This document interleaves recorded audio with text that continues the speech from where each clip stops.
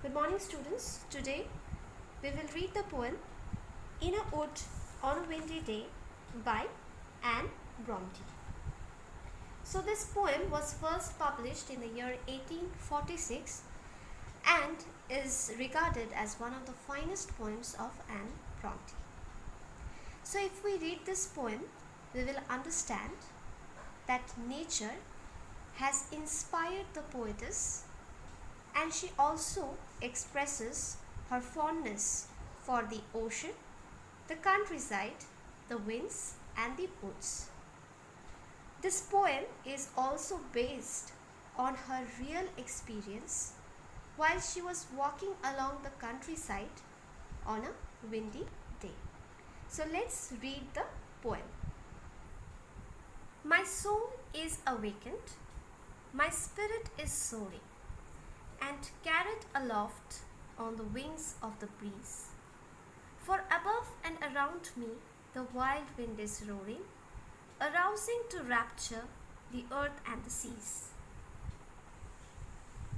So in this very first stanza, the poetess tells that her soul or her inner consciousness is awakened or is brought to senses, and her spirit is soaring. That means her spirit is rising high or is uplifted by the wild winds that are usually seen amidst the woods.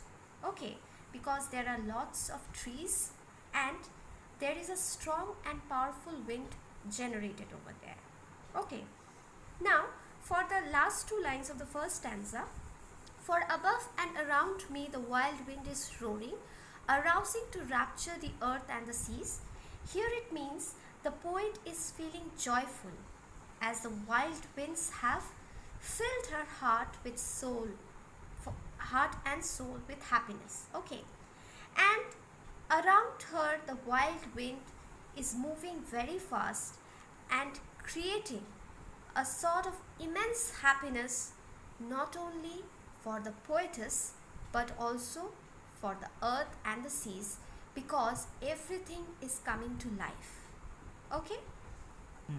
Also, the weather is very good, as we can see, and so not only the earth but also the sea is showing extreme happiness.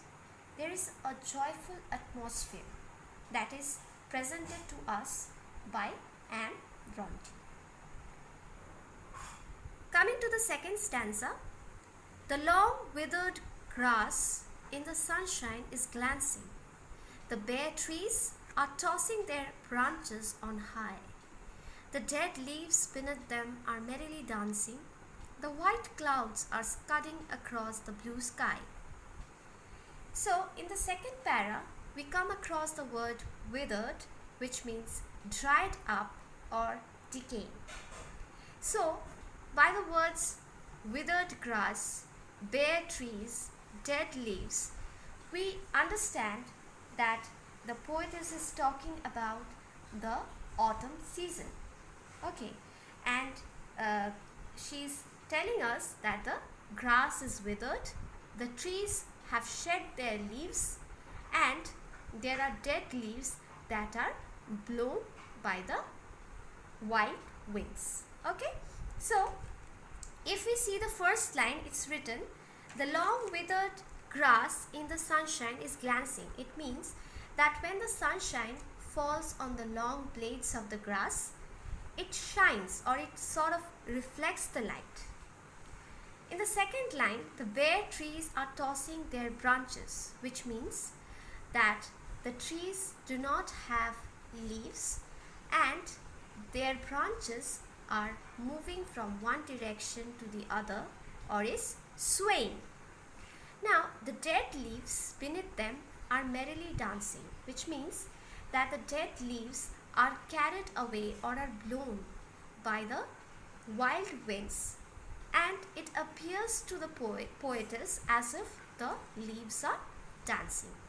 Okay, the white clouds are scudding across the blue sky, which means the white clouds are hurrying across the blue sky. the force generated by the wind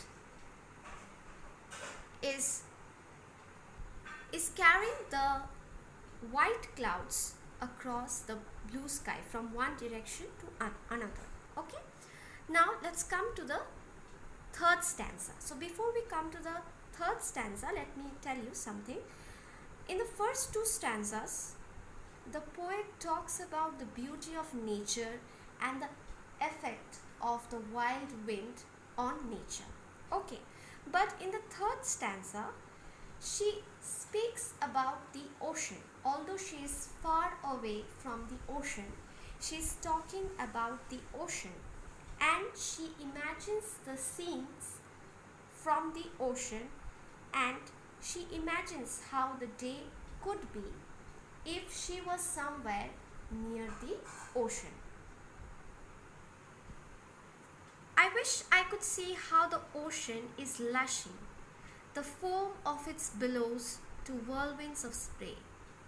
I wish I could see how its proud waves are dashing and hear the wild roar of their thunder today. So in this particular stanza, the poet mentions her heart's desire of seeing the ocean on a strong windy day, as I already told you.